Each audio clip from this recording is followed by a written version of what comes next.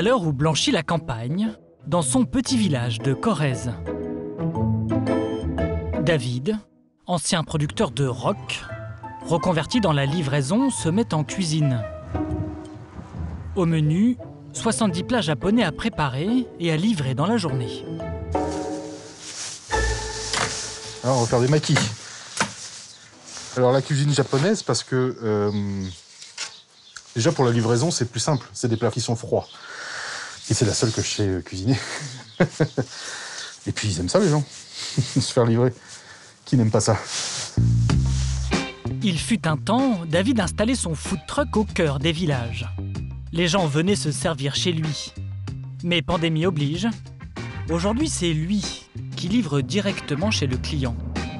Là, on est dans une zone rurale. C'est des petits villages, des petites communes, des lieux-dits. Parfois même, je livre une maison en plein milieu d'une forêt. Donc, non, il n'y a pas de service de livraison à domicile dans ma zone. Là. Donc, quand je leur ai proposé ce service-là, évidemment, les commandes ont flambé, quoi. David livre dans un rayon d'une 50aine de kilomètres 2 fois par semaine, entre 12h et 18h. Et il faut lui passer commande 2 jours à l'avance. On va peut-être aller trop loin. Allez, 800 mètres. Sa première livraison l'emmène dans un village de 400 habitants. Ici, le restaurant le plus proche est à 4 km à la ronde. Et bonjour! Comment ça va? Ouais. Ah, tu veux toujours pas me tutoyer? Non. Cet habitué commande des sushis à David 1 fois par semaine. Bon. Je vais vous payer tout de suite parce Ouais. C'est 38. Sans contact, hein? Oh oui, tant qu'à faire. Ce soir, ce sera sushi en amoureux pour cet agriculteur. Avant, ça n'existait pas du tout. Pas du tout en Creuse. Moi, je trouve ça bien. C'est pas comme dans les grandes villes où c'est habituel, quoi. Ouais. Où il y a du monde, beaucoup de monde qui livre. Ici, c'est vrai que c'est très rare. C'est le Messi un peu, David, maintenant. c'est ça. Il amène à manger à la maison. C'est vrai que c'est bien. Ça, faut que tu mettes ça en frais. Grâce à la livraison, David a sauvé sa petite entreprise. Encore un peu seul sur les routes, il trace son chemin et contribue au développement de la livraison en campagne, l'un des derniers territoires qu'elle n'a pas encore conquis. Car en ville, les livreurs de repas font déjà bien partie du paysage. La livraison a même changé de braquet ces derniers mois grâce à la technologie. 7 commandes sur 10 sont passées via des applications de livraison en ligne. C'est celle-là, bon courage. Merci. Les bistrots de quartier s'y mettent et tous les petits plats dont vous rêvez sont livrés en moins d'1 heure chez vous ou au bureau. Merci, bonne journée, bon appétit. Merci. Il y a bien sûr les pizzas, les burgers et les sushis, les 3 plats les plus commandés par les Français. Mais aujourd'hui, on trouve aussi du risotto, du canard aux olives, du bœuf bourguignon et des plats diététiques. On peut tout mettre dans une barquette, mais tous les plats ne voyagent pas en première classe. Là, elle est déjà toute ramollie. Le Vésuve s'effondre un peu. Derrière le marketing soigné des applications, Ça, ils aiment, ils adorent ça. les restaurateurs de la livraison ont leur petit secret. Après, visuellement, c'est assez limite, quoi. Faudrait pas montrer ça à la télé, par exemple. La livraison nous joue des tours et brouille les pistes. Les plats qu'on nous livre ne viennent pas toujours des cuisines que l'on croit. De Paris à Angers, en passant par Lyon, la livraison redistribue les cartes et les menus pour révolutionner notre quotidien au pays de la gastronomie.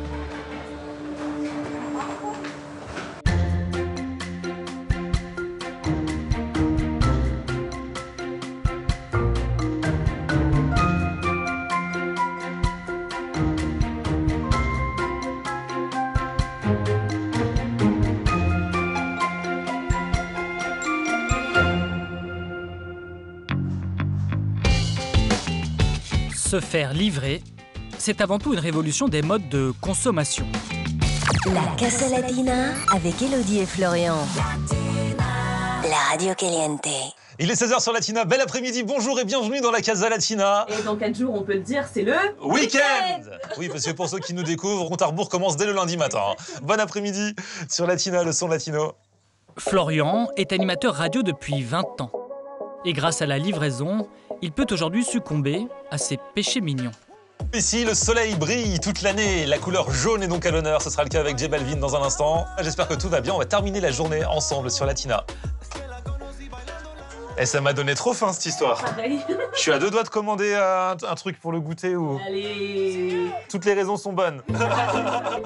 Il y a quelques années, scotché derrière son micro, Florian aurait dû renoncer à ses fringales. Depuis qu'il a installé une application sur son téléphone, Alors, sucré ou salé? Là, je suis encore à l'heure du sucré, moi. Ouais. il peut tout se faire livrer depuis son fauteuil et à n'importe quel moment de la journée. Mais je sais pas s'il y a des trucs... Ce petit bouleversement, on le doit à l'arrivée en France de 3 noms à consonance américaine. Deliveroo, Uber Eats et Just Eat. Ils ont développé des outils qui permettent depuis un smartphone de mettre en relation en un clic le client et les restaurateurs de son quartier. L'application choisie par Florian enregistre en permanence sa localisation et ses commandes récentes. Ces données sont digérées par un algorithme qui lui propose en instantané un classement de restaurants.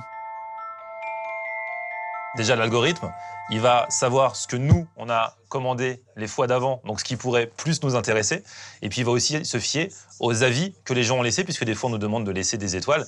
Et donc, forcément, plus il y aura des bonnes notes, plus les restaurants vont remonter dans les propositions au niveau de la zone géographique dans laquelle on se situe. On reste sur le sucré? Vas-y. Vendu. Mais sucré quoi? Sucré crêpe?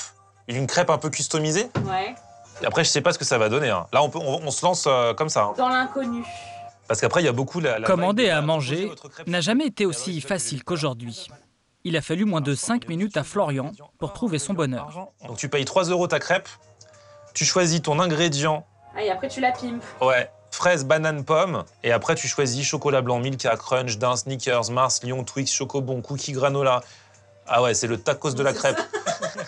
Brownie. Tu veux un truc comme ça? Bah, vas-y, hein. Et voilà le travail. Ce qui nous fait 2 crêpes, 15,60 €. Bim. Bah ouais, ça a un coût. Hein. Après, chacun fait ses choix, j'ai envie de dire. Il y en a qui vont tout mettre sur la voiture. Voilà. Moi, j'avoue, mon petit plaisir, c'est voyager et manger. Donc, comme en ce moment, on ne peut pas voyager, bah, je mange. Et avec la livraison, on voyage à grande vitesse. L'application promet une crêpe servie en moins d'une demi-heure et Florian peut même suivre en direct le trajet de son encas. Rue du Noir, ouais, il fait le tour du pâté de maison. Il va faire toc, toc, toc. Les frais de livraison sont variables, mais dépendent en partie de la distance entre le client et le restaurant. Par ici, les crêpes. Plus le restaurant est loin, plus la livraison coûte cher. Mais Florian, lui, s'est offert un abonnement. Bonsoir. 8 € par mois et livraison illimitée. Merci beaucoup. Bonne soirée. Au revoir. Il se fait livrer jusqu'à 8 fois par semaine. Élodie à table. Ah là là. On a le temps là? Emmaillotée dans son écrin cartonné, la crêpe a-t-elle résisté aux turbulences du voyage? Le mec s'est pris la tête pendant des années pour concevoir cet emballage et moi je suis là, je fais à l'ancienne.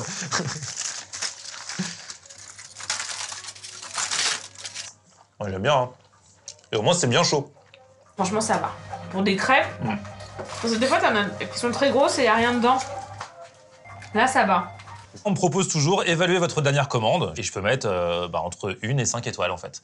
Et en fonction de la note que je vais mettre, eh bien le restaurateur va pouvoir, si c'est une bonne note, sûrement peut-être monter dans l'algorithme si on est plusieurs à mettre une bonne note. Et tout là, simplement. Là franchement, j'ai pas à me plaindre, hein. Je vais pas faire non plus le vilain. Hein. C'était très bon, ça correspondait à ce que j'ai voulu manger, je mets 5 étoiles. Okay. Voilà. Obtenir la meilleure note sur l'appli, c'est un peu la guerre des étoiles. Il faut rester tout en haut.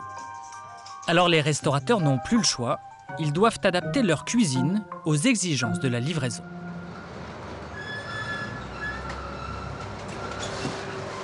Dans le 10e arrondissement de Paris, le Petit Cambodge est une institution. Un petit bistrot de quartier spécialiste de la cuisine d'Asie du Sud-Est. Simon, son patron, a été l'un des premiers dans le quartier à travailler avec les plateformes de livraison.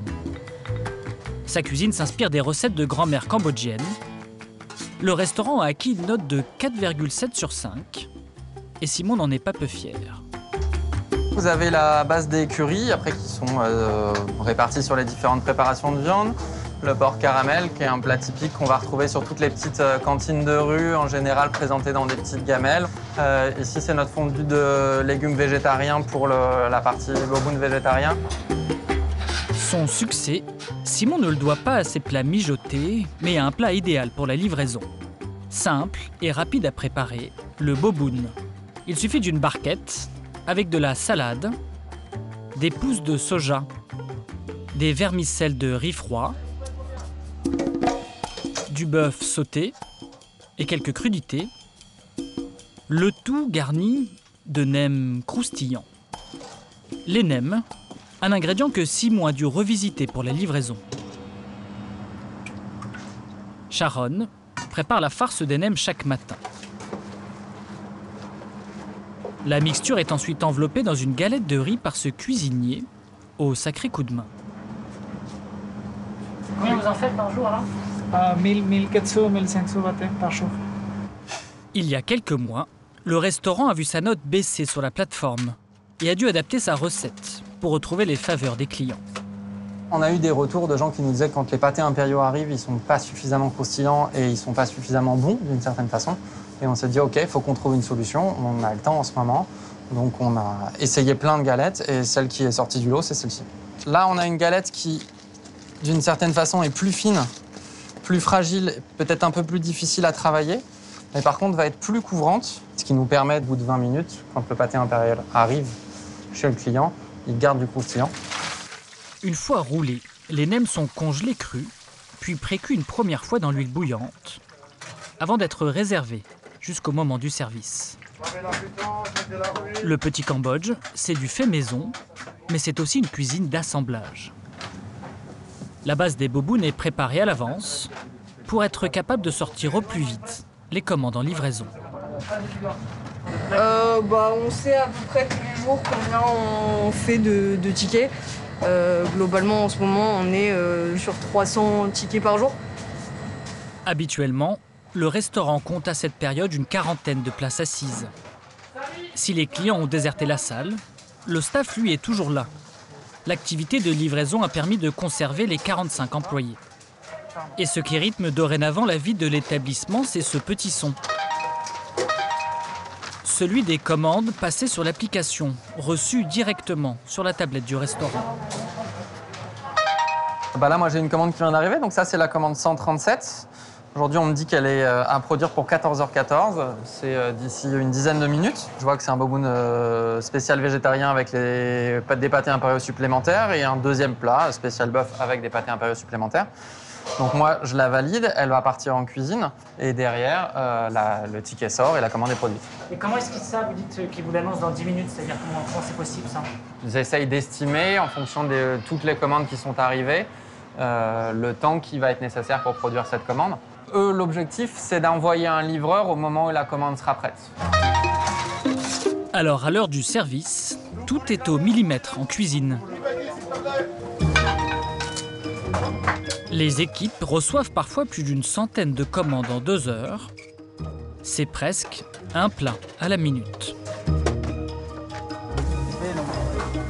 Une fois prêtes, les commandes sont empaquetées, puis confiées à une flotte de livreurs de l'application avec laquelle Simon travaille. Cette prestation, l'application la facture à Simon via des commissions prises sur chacune de ses commandes. Aujourd'hui, il facture entre 25 et 30% du montant TTC des commandes. C'est un certain prix. La question aujourd'hui, c'est peu importe le prix, ce qui est important, c'est la marge. C'est avec la marge qu'on paye nos fournisseurs, qu'on rembourse nos emprunts, qu'on, bien évidemment, on est en mesure de rémunérer nos salariés qui font tout ça. L'idée, c'est de trouver un équilibre. Et cette commission, les restaurateurs la répercutent souvent sur le client. Prenons l'exemple de ce boboon.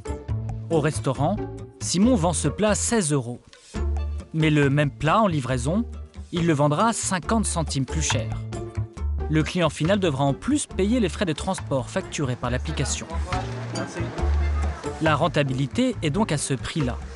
Elle dépend du tarif des plats, mais aussi des zones de livraison.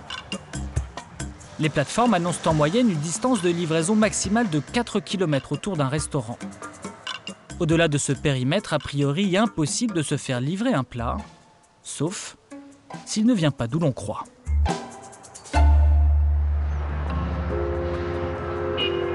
Nous nous rendons à La Défense, à 10 km du restaurant de Simon. Je me connecte à mon application de livraison. Et première surprise, notre application nous propose encore son établissement parmi les premiers choix. Mais plus étonnant encore, elle nous promet une livraison entre 20 et 35 minutes.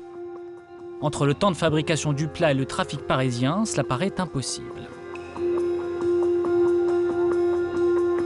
Et pourtant, après 23 minutes, notre livreur est là. Il est originaire du Bangladesh. Nous l'interviewons en anglais. Vous arrivez de loin? Où est-ce que vous avez récupéré ce plat? Dans le centre de Paris ou pas loin d'ici? Ça vient de Courbevoie, ça? Mon plat ne vient pas du 10e arrondissement, mais d'une commune de la banlieue parisienne, Courbevoie, à moins de 2 km d'ici. C'est là, dans ce hangar, que se niche la petite révolution de l'application Deliveroo pour toucher de nouveaux clients sans augmenter la distance de livraison. Ah, tout ça c'est pour nous? Waouh. Nous y retrouvons Sharon, l'employée du Petit Cambodge. Elle vient ici plusieurs fois par semaine pour y faire la cuisine. Donc les tomates, t'as pas le choix. Ouais. Et le reste, on le décartonne direct sur le panier. À l'intérieur du hangar, surprise. Ni salle, ni client. Mais 8 cuisines indépendantes utilisées par 8 restaurants différents. On trouve ici une enseigne venue de Londres et spécialiste des sushis. Mais aussi une pizzeria parisienne, spécialiste de la cuisson au feu de bois. Ou encore 2 fabricants concurrents de burgers dits gourmets. Et 3 restaurants asiatiques, dont la cuisine du Petit Cambodge. Là, tu lances quoi, papa? Ça, c'est Nathan. Nathan? Tu fais 2 casseroles? Ok, super. Sharon endosse ici le tablier d'inspectrice des bonnes pratiques. Car on a beau être à 10 km du restaurant d'origine, tout ce qui sort d'ici doit être certifié copie conforme. On sert quoi dans cette cuisine? Exactement la même chose que sur nos cuisines mères. Donc tous nos plats phares, c'est exactement similaire. Les plats qui ont été faits à Libère sont faits de la même façon ici. Même technique, même recette. Voilà. Et même vitesse d'exécution. Comme au restaurant d'origine, rue Alibert, Sharon assemble des bobounes en 2 temps 3 mouvements. Ici, les écrans d'ordinateur ont remplacé les serveurs et les temps de livraison imposent la cadence. Yes, il y a 2 portes crispy, une porte surcuite. Chaque jour, 150 commandes sortent de cette cuisine vers une nouvelle clientèle. Et pour les fidéliser, on préfère ne pas trop leur en dire sur la provenance exacte du plat. Il n'y a aucune mention du fait que ça vient d'ici Non, non, le client ne peut pas le savoir, normalement. Pourquoi est-ce qu'il ne faut pas que le client le sache? Ah non, enfin, c'est pas un secret, c'est juste que quand on commande sur le téléphone, comme tu es redirigé vers le restaurant le plus près, il y a beaucoup de clients qui ne savent pas que moi, j'ai pas de terrasse ou de clients à table. Maintenant, c'est exactement la même chose. C'est pour ça que c'est important que Sharon soit là de temps en temps avec nous pour justement faire que celui qui a l'habitude de manger à Libère depuis des années retrouve la même qualité, le même goût dans son assiette. Donc on a exactement la même chose que partout. Le Petit Cambodge ne paye pas de loyer à l'application pour ses cuisines. En revanche, l'entreprise de livraison capte entre 30 et 32% de commission sur chaque commande, soit près de 7% de plus que ce qu'il paye pour les livraisons du restaurant d'origine. L'appli a tout aménagé à ses frais et met à disposition, en plus des cuisines, un runner, serveur d'un restaurant sans client. Un homme pressé. Ici, tout se joue à la seconde près.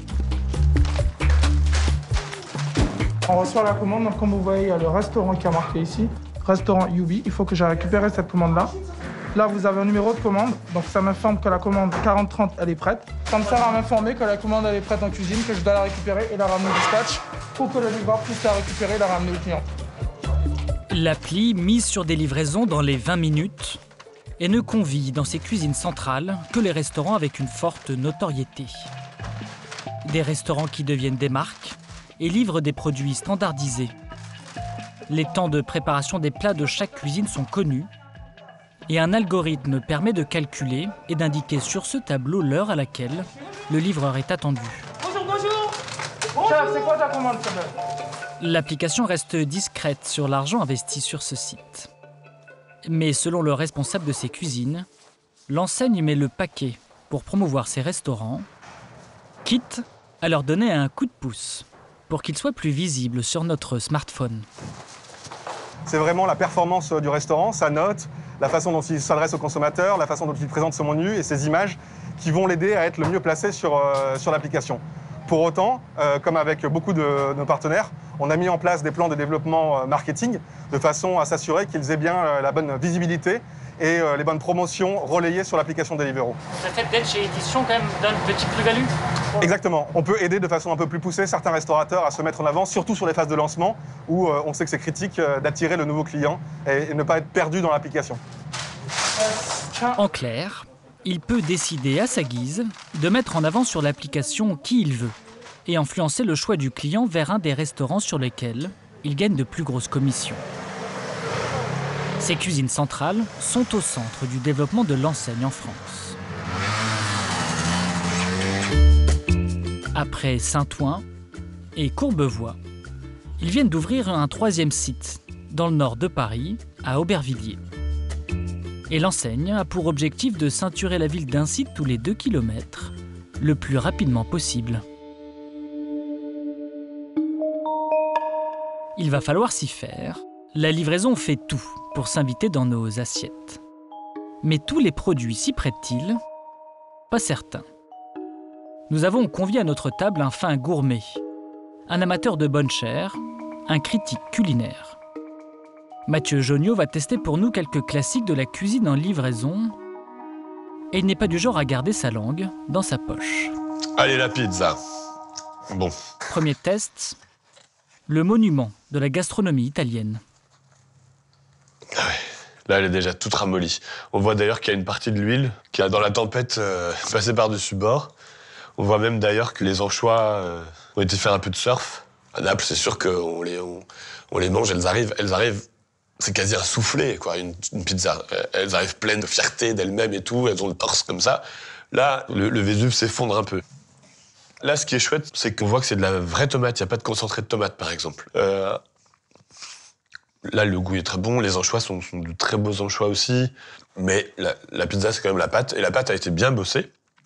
On sent qu'elle a reposé, qu'elle a travaillé, qu'elle a levé.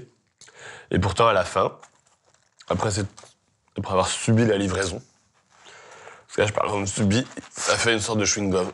Donc la pizza, non, c'est pour la livraison. Pour moi, pour la livraison, la pizza, ou alors vraiment, il faut se faire livrer et être... Si on habite au-dessus ou à 2 rues, une rue, et qu'on va la chercher nous-mêmes. Mais avec des intermédiaires, c'est vraiment chaud. On va très bien.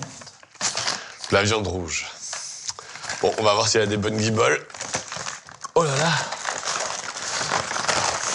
C'est un peu emballé comme chez le boucher. Ouf. Bon, là, on a énormément de frites. La viande, on me l'a très gentiment découpée, mais enfin...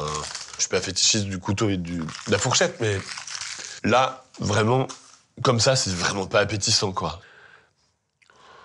Bon, alors la cuisson, ça a été coupé chaud, et du coup, la viande a continué à cuire là où elle a été coupée. Elle s'est auto-cuite. Ce qui est quand même un peu absurde. Alors, ils l'ont peut-être gentiment coupée parce qu'elle devait être gentiment ferme. La texture, non, il n'y a plus de texture. C'est comme gras, un peu gras. Les frites, je crois qu'elles font le coup de la panne. Hein. Vraiment. Bon, en réalité, c'est un fiasco. Et en effet, de toute façon, transporter de la viande rouge, grillée, enfin de la viande qui vient d'être cuite, C'est un peu une aberration.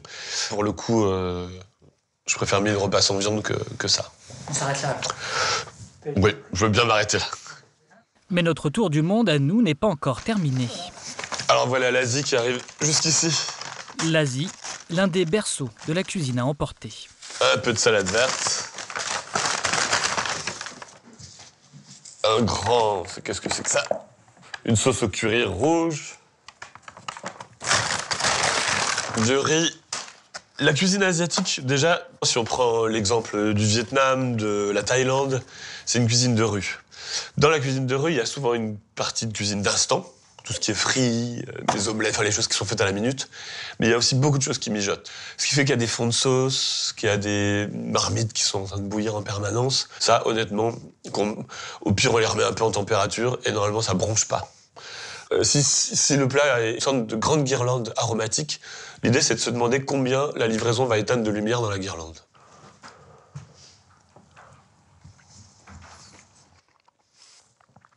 C'est bien relevé. Il y a un noix de coco. Ouais, en tout cas, ça, on peut le manger chez soi. Pour le coup, j'ai vraiment il n'y a aucun grief au fait que ça soit livré et il n'y a pas de déception. Voilà. Mais ça, c'est dans tous les... C'est propre à l'Asie, mais on peut trouver dans les registres de toutes les cuisines qui existent, y compris les cuisines d'auteur, des plats qui s'y prêtent. Un chip parmentier, ça peut se balader. Bonne saucisse purée, ça peut se balader. Il y a plein de choses qui peuvent se balader très bien, en fait. Tout ça nous a donné faim et envie de voyager aussi. Car la livraison n'est pas réservée qu'à quelques très grandes villes. À Angers, par exemple, ville de 150 000 habitants, les mordus de la livraison ont vu les offres se multiplier ces derniers mois de manière un peu mystérieuse. Aujourd'hui, sur les applications angevines, on trouve des restaurants spécialistes de burgers, une enseigne de cuisine traditionnelle avec de belles blanquettes, un restaurant spécialiste de tacos ou encore un restaurant de poutine, un plat québécois très à la mode en ce moment. Des plats a priori bien différents les uns des autres, et pourtant des plats qui viennent tous du même endroit, d'ici. Son diplôme de philosophie en poche, Bruno s'est lancé dans la restauration il y a 4 ans. Avec la pandémie, il a totalement changé son fusil d'épaule. Terminé la viande rouge cuite au feu de bois, place aux barquettes et au grand écart des recettes. Donc là, on a un échantillon de l'ensemble des plats qu'on sert sur nos différentes enseignes, avec un burger, un plat mijoté traditionnel, 2 poutines, puisqu'on a 2 enseignes de poutine, et puis un tacos. Sur l'application, rien n'indique aux clients que ces plats a priori de cultures bien différentes viennent tous de la cuisine de Bruno. Il n'y a pas de tromperie là, justement. Le gars qui achète sa poutine, il ne sait pas que en fait, c'est le même endroit d'où provient la blanquette ou d'où provient le burger. Ben, nous, on a travaillé réellement sur la mise en œuvre de la poutine, la recette de la sauce brune, par exemple. On a fait des essais pendant des semaines et des semaines. Donc, on a essayé... La question de la tromperie, c'est est-ce qu'on se présente comme des spécialistes de la poutine alors qu'on ne l'est pas, la meilleure preuve en étant qu'on est aussi des spécialistes du burger prétendu ou de la blanquette de veau. Nous, on estime avoir fait le travail nécessaire pour servir une poutine qui soit la plus proche possible de ce qui est servi, enfin du plat authentique canadien, même s'il y a des choses qu'on ne peut pas faire en étant si loin, et puis qui soit en tout cas un vrai travail de cuisine, un vrai travail maison. S'adapter aux clients, c'est le travail de tout commerçant et j'estime pas que c'est le tromper. Ce modèle d'organisation, ça s'appelle une cuisine fantôme. Tout tient dans 20 mètres carrés. Les produits utilisés sont de qualité. Les burgers et les nuggets cohabitent avec les salades composées au saumon et le bœuf bourguignon. Alors au moment du service, ça part dans tous les sens. 2 barquettes de frites, un brownie, un cheeseburger 300 grammes. Blanquette bourguignon, pommes de terre du jour, légumes du jour. Un cheese, un reblochonnade. Un enchaîné, un reblochonnade, un cornet de frites, un saucisson. Ce qui fait le succès de Bruno en livraison, c'est surtout la poutine. Donc pour Quentin, on a 6 poutines la bif, Ce qui fait 8 poutines la bif en tout. La recette du succès, des frites maison sur lesquelles vient fondre du cheddar et un mystérieux mélange brun à base d'oignons, de vinaigre et de bouillon de bœuf. Une base que Bruno décline à toutes les sauces.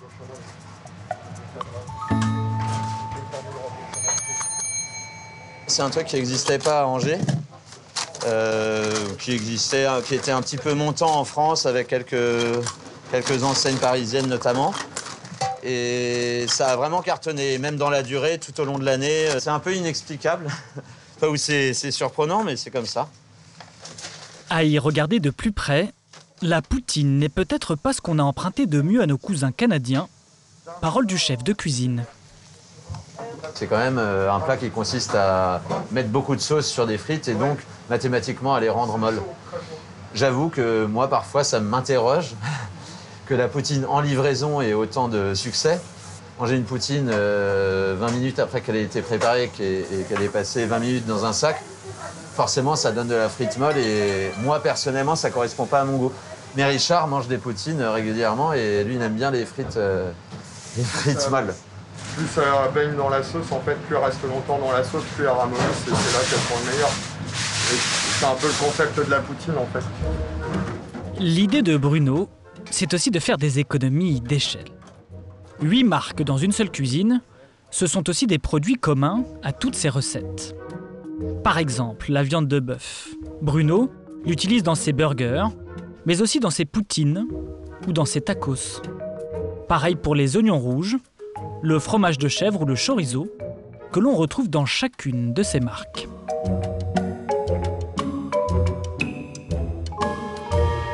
C'est vrai qu'on a une base importante de produits, par exemple la poitrine fumée qu'on fait, qu'on tranche, qu'on fait snacker, etc. Elle est mise en œuvre dans des burgers qui sont vendus sur Red Lab, dans une poutine qui est vendue sur The Poutine Factory.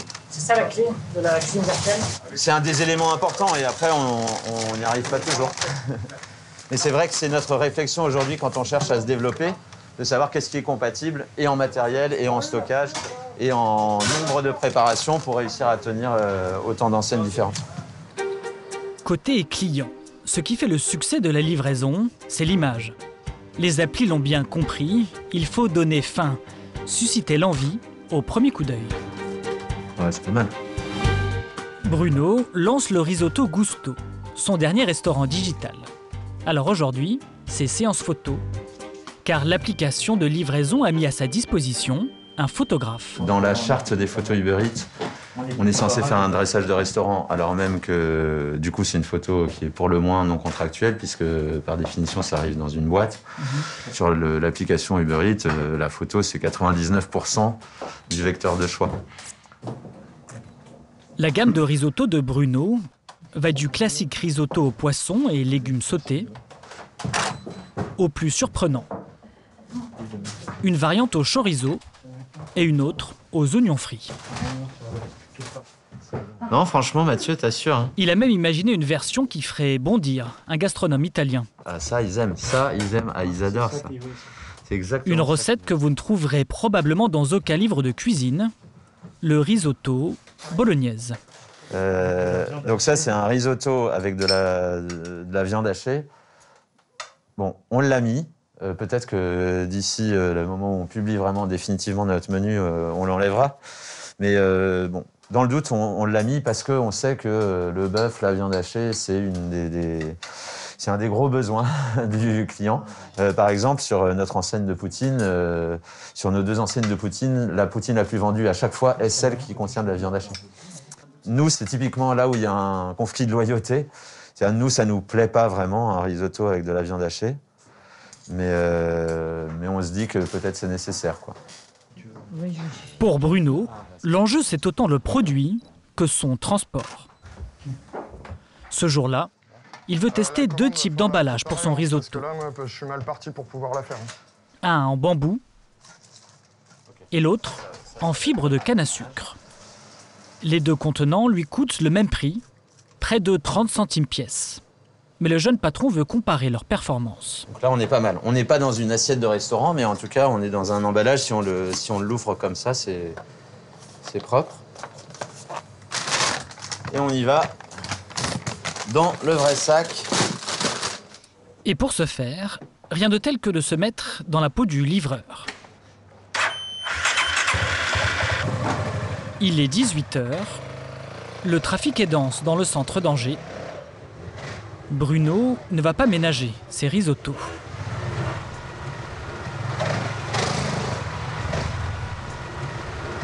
Je sais pas jusqu'où il faut aller pour prendre des risques, pour que les repas arrivent à l'heure, mais bon, on va essayer de se faufiler. Après 15 minutes de grand 8 en plein centre-ville, le crash test va livrer son verdict. Ok, du coup, on regarde ce que ça donne. Donc déjà, les sacs sont quand même bien affaissés dans le fond, mais on va bien voir. La barquette en fibre de canne n'a pas tenu le choc. On peut voir que le couvercle n'a pas tenu. Il y a un risque que ça soit tout versé à l'arrivée. Par contre... L'autre a toujours son couvercle, mais le risotto a moins d'allure que sur les photos. Oula. Donc voilà, c'est ça qui est terrible, c'est que on peut faire les choses soigneusement et en même temps risquer que ça arrive avec beaucoup moins d'amour en apparence qu'on en a mis à le préparer. Attends, parce que Ouais.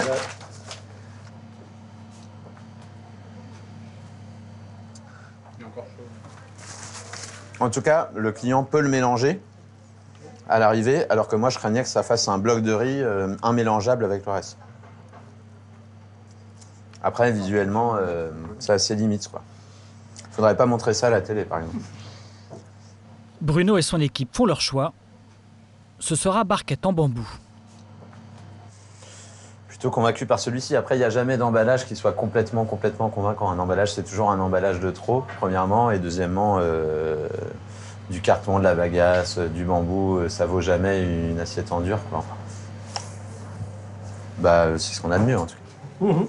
C'est toute la limite de la vente à emporter. C'est qu'on laisse une partie de notre chaîne de valeur aux soins du livreur et du client final. Nous, tout ce qu'on peut faire, c'est préparer au mieux à l'avance. L'application Uber Eats ponctionne autour de 25% sur chaque commande à Bruno. Résultat, il peine à équilibrer ses comptes. Mais qu'en est-il de la rentabilité des applications ? Les Deliveroo, Uber Eats et Just Eat ne communiquent aucun chiffre sur leurs profits. Une chose est sûre, Deliveroo vient de faire son entrée en bourse et Amazon a investi plus de 500 millions d'euros dans la société. Une pluie d'argent dont les livreurs ont encore beaucoup de mal à voir la couleur. Pour comprendre et enquêter sur la rémunération des livreurs, il nous fallait un guide. Ce sera Alexandre, 45 ans, informaticien converti à la livraison à Paris pendant la pandémie. Depuis, quand il sort de chez lui, son premier réflexe est de consulter son smartphone. Je lance l'application, je regarde les zones sur lesquelles où est-ce qu'il y a le plus de demandes. Comment vous les voyez là ? En fait, il y a des couleurs qui sont indiquées sur l'écran. Voilà, donc on est là et on voit ici qu'on a des zones. Donc là, c'est plutôt pâle. Et puis après, en fonction des demandes, ça va devenir de plus en plus foncé. Allez, on y va. On va aller dans les zones où il y a de la demande. Alexandre est auto-entrepreneur. Il travaille pour plusieurs applications.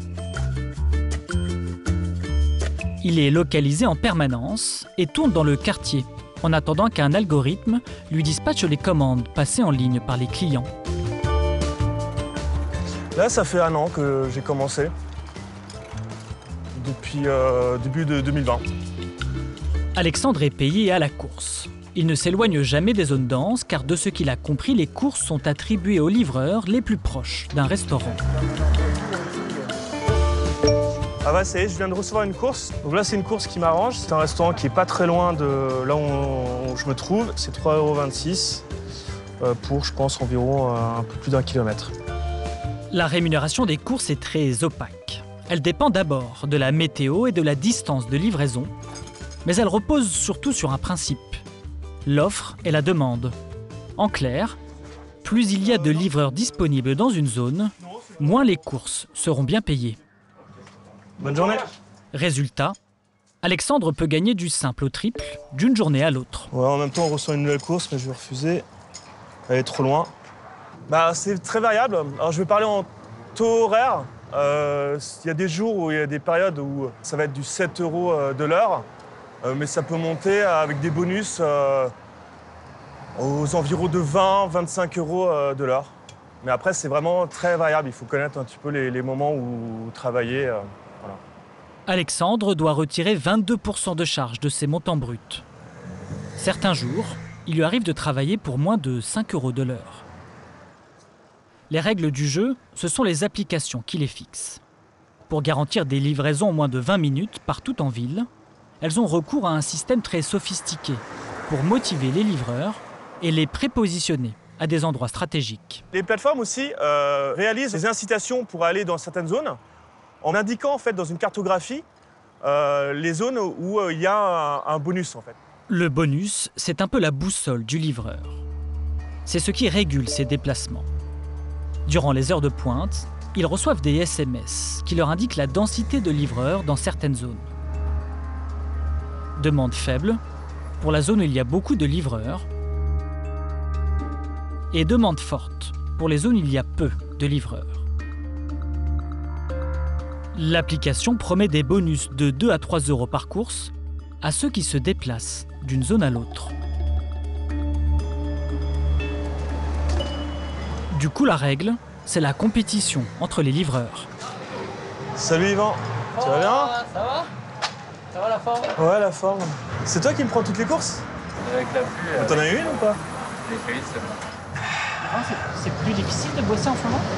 Ça dépend des jours, franchement, c'est aléatoire. Parce que hier, par exemple, en 1h30, j'en ai tapé 9. Là, j'en ai une et il est quoi? Il est. Ouais. Là, il est 45, quoi. Après avoir promis l'Eldorado à leur début, les applications payent aujourd'hui de plus en plus mal.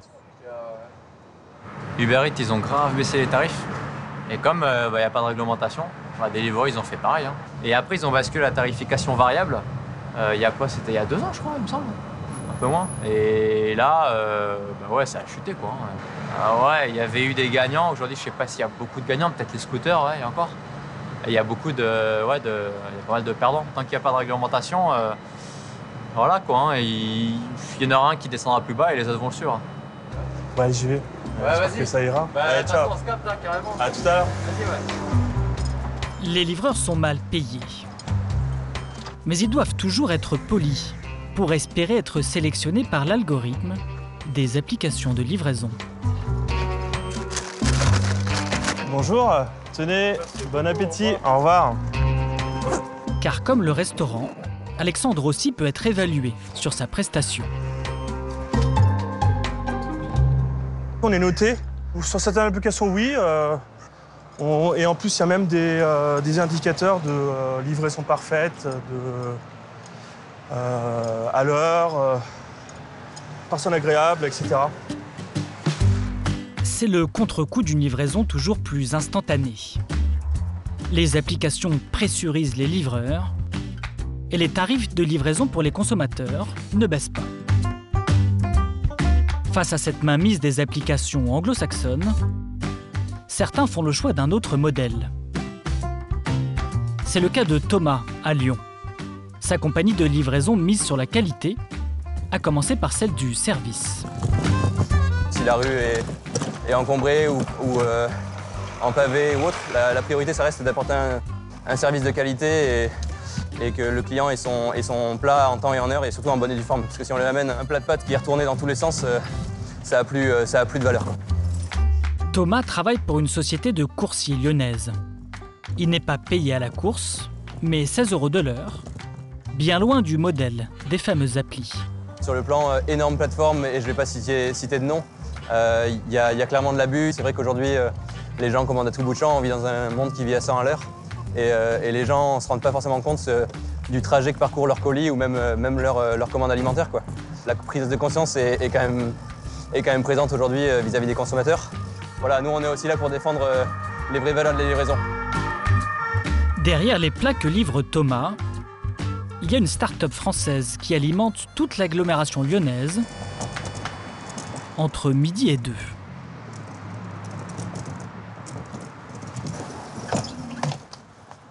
Hop. Et bonjour. Bonjour. La start-up vise la clientèle des bureaux.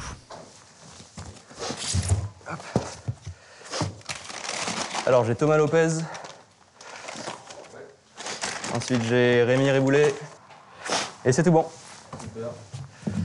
Merci, bonne journée, bon appétit. Merci. Elle se présente comme l'anti-malbouffe en livraison. Messieurs. Son créneau, une cuisine saine et traditionnelle avec des plats livrés froids que l'on réchauffe. Ah, celui-là, moi, il me donne vraiment envie, ouais. Petite patate de grand-mère, fondue de poireaux, dinde et purée de butternut. La vraie cuisine de grand-mère. Voilà. Là, c'est la vraie grand-mère. Mais il a fait la même chose que moi. La société a développé sa propre application et propose des plats en moyenne 20 à 30% moins chers que sur Uber Eats et Deliveroo. Et bon app. Ouais. Bon app, bien. Par exemple, cette purée de butternut et champignons a coûté moins de 8 € à Félix. C'est excellent. Franchement, c'est excellent.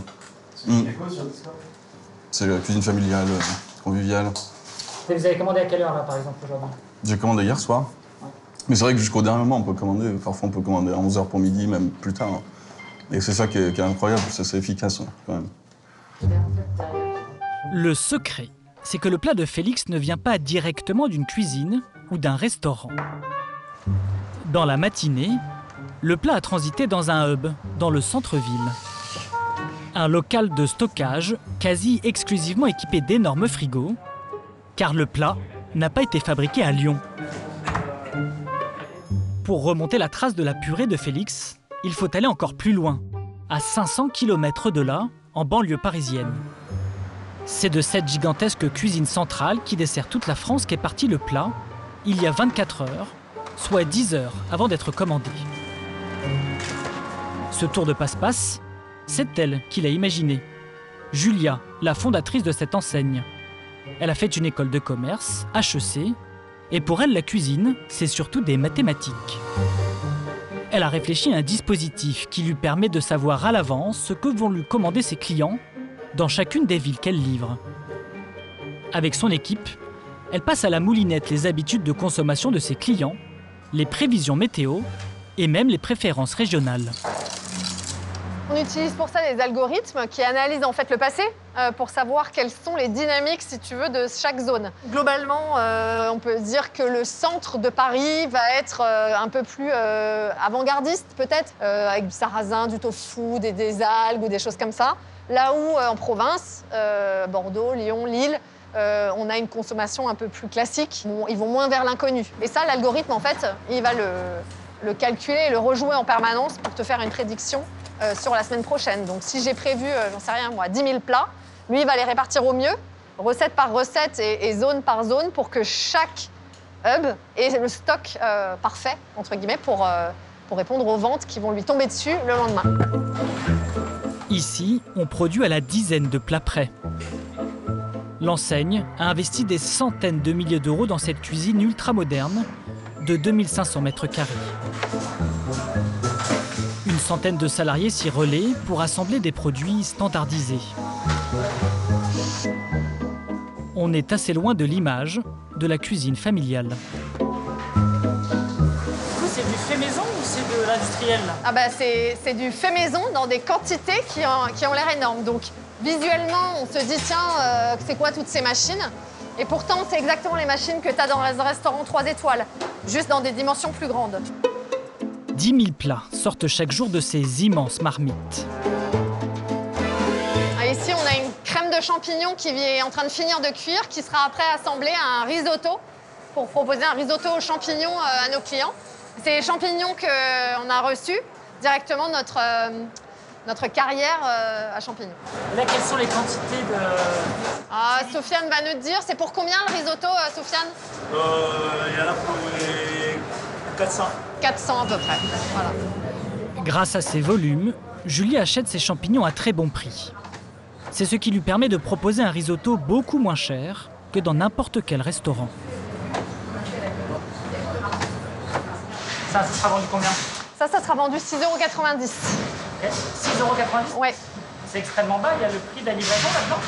Il y a le prix de la livraison qui est compris dedans pour la plupart du temps. Ça dépend en fait de la façon dont on livre.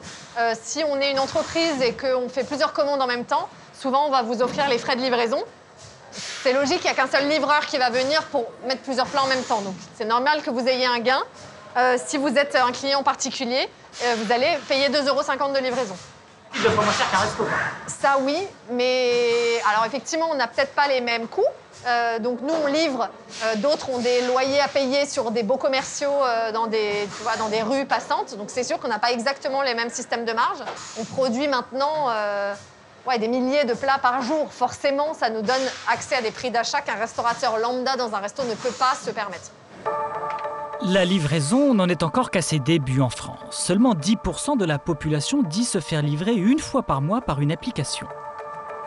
Mais tous les ingrédients sont là. L'émergence de la technologie et des consommateurs toujours plus connectés et plus pressés pourrait bien permettre à la livraison de se faire une place de choix au pays de la gastronomie.